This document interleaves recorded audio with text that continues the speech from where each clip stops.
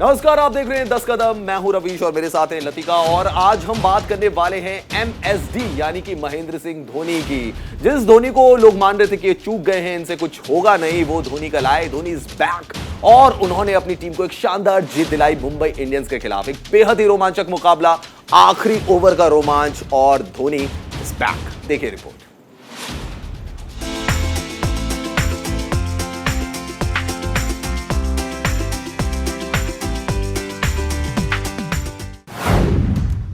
दिल्ली के दबंगों से टकराएंगे राजस्थान के रजवाड़े।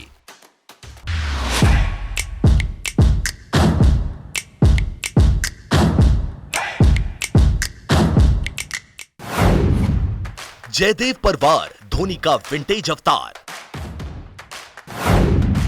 चेन्नई का प्रहार, मुंबई की 7वीं हार। माही का धमाल कर दिया कमाल।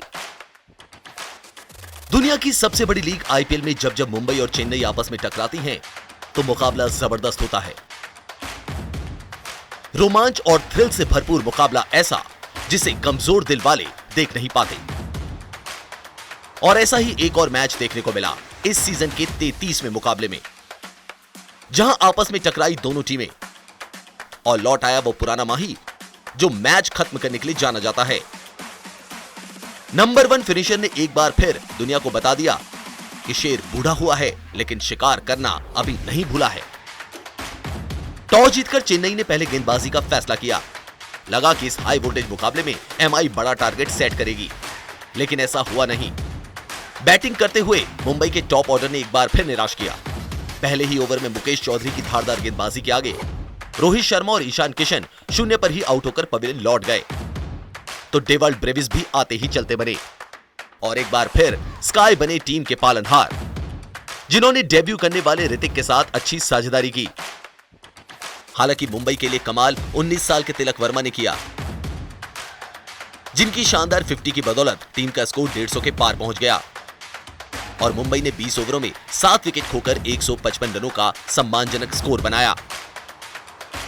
मुंबई इंडियंस के लिए तिलक वर्मा ने 43 गेंदों पर 51 रन की पारी खेली।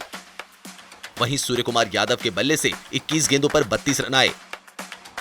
चेन्नई के लिए मुकेश चौधरी ने 19 रन देकर 3 विकेट चटकाए। वहीं ड्वेन ब्रावो के खाते में 36 रन देकर 2 विकेट आए। उम्मीद थी कि चेन्नई सुपर किंग्स इस टारगेट को आसानी से हासिल कर लेगी, लेकिन उसकी भी शुरुआत मुंबई की तरह रही। पहली ही बॉल पर ऋतुराज गायकवाड़ आउट हो गए और उनके कुछ देर बाद मिचेल सेंटनर भी चलते बने। ऐसे में सीएसके के लिए सीनियर प्लेयर रॉबिन उथप्पा ने कमान संभाली, लेकिन दूसरी छोर से लगातार विकेट गिरते गए। एक तरफ विकेट गिर रहे थे तो दूसरी ओर टारगेट बढ़ता जा रहा था और फिर वो पल आया जब सीएसके को आखिरी 3 ओवर में दरकार थी 42 रनों की। फैंस जानते थे कि अगर माही क्रीज पर रहेंगे तो कुछ भी मुमकिन है, और हुआ भी ऐसा ही।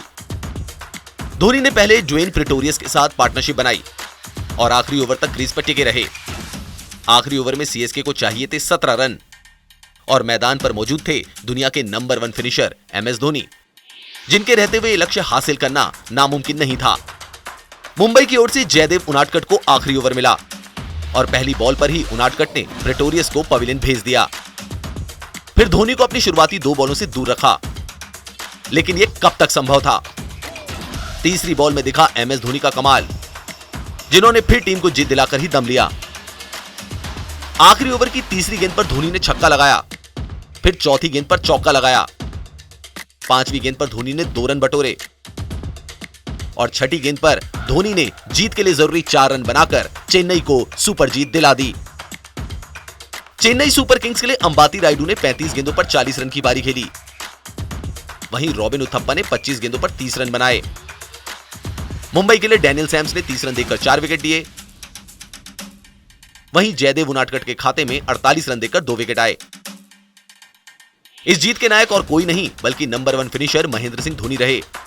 वही धोनी जिन्होंने न जाने कितने मैच चेन्नई और इंडिया को जिताए हैं।